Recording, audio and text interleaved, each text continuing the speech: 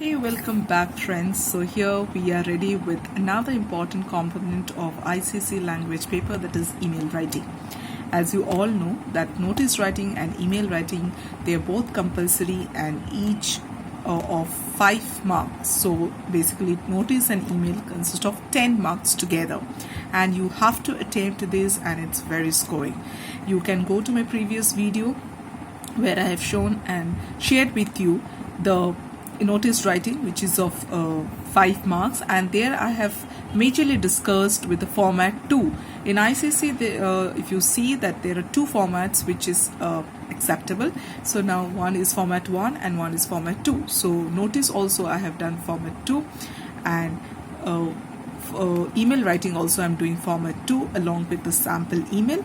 After a few days, then I'm going to do with format 1 of both notice and email. So either of it, if you are following format 1 of notice, then definitely follow format 1 of notice. Okay, if you are following format 2 of email, then definitely follow format 2 of email. So don't mix format 1 and 2, then you will be in quite a disaster. So that's why pay attention and let's start. So let's say email writing, when we do it, is, as we talked about, it is of 5 marks, format 2. Now how do we start? Okay, कैसे हमें start करना है? Let's see. So first हम लिखेंगे, okay, format, this is just for your understanding. The moment you are starting the answer, you are going to write answer 3B and start like that. Okay, so 2, you have to write 2, TO, put colon and the address. Address, किसका address होगा? So in the letter it would be in the email it would be given to you that write an email to the principal of a neighboring school or to your school, depending on that. Okay, so here I'm taking one example, as if you are writing an email to a neighboring school requesting him or her to send a team of students or team of teachers for any activity in your school, for any inter-school competition or any talent search kind of competition. So first, now in this email writing also, you have to see that this email ID should be practical, feasible, and should look real. It could not be xyz at Rediff and at gmail.com. No, it cannot work like that. So first will come the designation of the receiver. So who is the receiver? Principal. So this designation is principal of the receiver, not his or her name. No personal email ID, it's an official email ID. So designation of the receiver, then you put underscore and then the name of the organization, name of the school where you are sending, and @gmail.com, @yahoo.com. That way you can write. Okay, so this is important. The way we write this email ID, we tend to make a mistake that xyz हमने लिख दिया @gmail.com. नहीं, ये xyz बहुत ही एक common है कि हाँ किसके पास ये जाएगा. So it should look real. इसका इसीलिए आपको डेजिग्नेशन, अंडरस्कोर और स्कूल का नाम, ये 2 चीज़ें ध्यान में रखना है. You leave a line, then you come and write subject. Now subject में आप क्या करेंगे? सब्जेक्ट में आपका जो क्वेश्चन है, आपको क्वेश्चन को 1 बार नहीं, 2 बार नहीं, 3 बार, जितने बार हो सके आप पढ़े. एंड क्वेश्चन में पूछा क्या गया है? If it is a request, okay, request to send a team of teachers to जज, तो आप रिक्वेस्ट डैश करके send a team of teachers to जज ऐसे लिख सकते हैं. अगर वो इनवाइट कर रहे हैं group of students, a team of 4 students to participate in inter school quiz competition for example, तो वहाँ पे आप लिखिए इन्विटेशन. सो ये है आपका keyword. So this is the marks that I have written, half marks you going to get for this. That invitation, ये है आपका keyword as per the topic in the question given. You have to write and put a hyphen. And जो आपका event है, it's a inter school debate competition, मैंने as an example लिया है, inter school singing competition, inter school volleyball competition, जैसे भी आपका जो भी competition लिखा रहेगा उसमें accordingly you will write. So this goes as per the question given. Okay, now you leave a line, then you come for salutation. ये आपका 2 हो गया जिसको आप सेंड करने वाले हो. सब्जेक्ट हो गया, दोनों में you have already left a line. और अब आगे सैल्यूटेशन. सैल्यूटेशन में अक्सर हम ये गलती करते हैं कि हम लिखते हैं डियर सर और डियर मैडम ऐसे स्लैश देके हम लिखते हैं, वो गलत है. ICSE wants कि आप एक ही लिखे, so that is dear madam, या तो आप लिखिए डियर सर, कोई एक. ना in this case I would suggest you better to write dear sir, क्योंकि जब आप डियर सर लिख रहे हो so you can address madam as sir, okay. But अगर आप एक सर को लिख रहे हो, I mean it's a email and you don't know, but if that person happens to be a male, so that person might get offended कि आपने उसको dear madam कैसे बोल दिया, might be offending one. So that's why what you do in that case, better safe side is dear sir, okay. अब dear madam में लिखेंगे तो भी it's fine, it is okay, but I think safer side में I would suggest go for dear sir. इसके बाद आप comma देके come to the next line, okay, and you start with your opening sentence. ये opening sentence जो है ये एक लंबा सा पैराग्राफ नहीं होता है, मैक्स टू मैक्स ये 3 to 4 लाइन्स का एक ओपनिंग सेंटेंस होता है. ये ओपनिंग सेंटेंस में आपको लिखना क्या होता है ना, यहाँ पे आपको लिखना होता है एक लाइन का एक इंट्रोडक्टरी लाइन लिखना होता है, जैसे our school is organising so and so competition, okay. Our school is organising so and so competition on account of 50th celebration, okay, of particular event, ऐसा आप कर सकते हो. या our school is organizing this Earth Day March, okay, on account of creating awareness among the youngsters regarding conservation of our earth, maybe ऐसे एक introductory line that our school is organizing this event, okay. May be ये कोई celebration of silver jubilee of the foundation of the school हो सकता है, या कुछ particular day के ऊपर हो सकता है, जैसे मैंने अभी बोला एनवायरमेंट डे के ऊपर भी हो सकता है, based on that. After giving that one line introduction, just a line, then you take the topic from the question, okay. Topic from the question means आप उसी में लिख दीजिए कि yes why, okay. So and give your invite that hereby I take this opportunity to request you to send a team of 4 students, okay, to participate in the inter-school debate competition, okay, and वहाँ पे आपको mention करना है कि आपका target audience क्या है. So ये 3 points आपको definitely opening sentence में include करना ही है. एक है एक line of introduction that our school is organizing this event, particular event, and hereby I take this opportunity to invite a team of 4 students. आप grade बता दीजिए 4 students and किस चीज़ के लिए बुला रहे इवेंट उसके लिए बता दीजिए. That's it. Now you leave a line and you come to the next part, that is your all the details related to as you have written in notice. So हमेशा याद रखिए कि नोटिस और email का जो theme होता है वो सेम होता है. तो अगर आप नोटिस लिख रहे हो और वहाँ पे इंटर स्कूल डिबेट कॉम्पिटिशन, तो वो नोटिस आपको स्कूल में जाएगा एज अ हेड बॉय और एज अ कल्चर सेक्रेटरी और इवेंट कोऑर्डिनेटर. आप वो लिखते हो और आप इनकरेज करते हो, यू कन्विंस और influence people that you participate in this upcoming competition.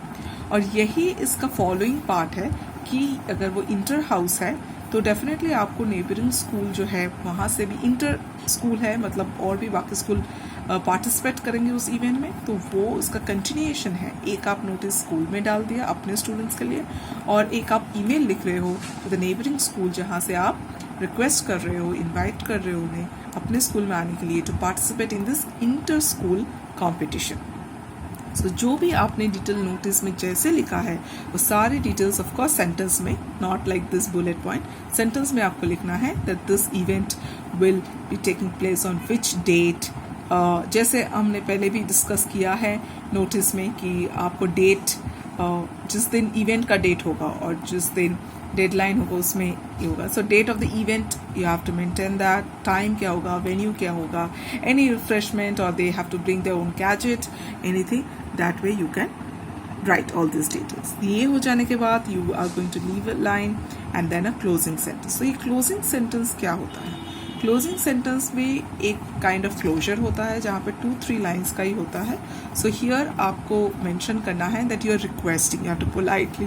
यहाँ पे ईमेल में सबसे बड़ी चीज़ ये होती है कि एक फॉर्मल कम्युनिकेशन है, तो आपका जो टोन होता है लैंग्वेज का वो बहुत फॉर्मल होता है. मैं जब आपसे सैम्पल ईमेल शेयर करूँगी then you notice, you pay attention that how is the tone of writing. तो आपका मैसेज कन्वे जो होना चाहिए वो बहुत ही क्लियर सिंपल लैंग्वेज में कन्वे होना चाहिए, और कोई भी आप short form, abbreviated form, SMS language, spelling error और पंक्चुएशन एरर बिल्कुल भी नहीं कर सकते। It is not at all tolerated.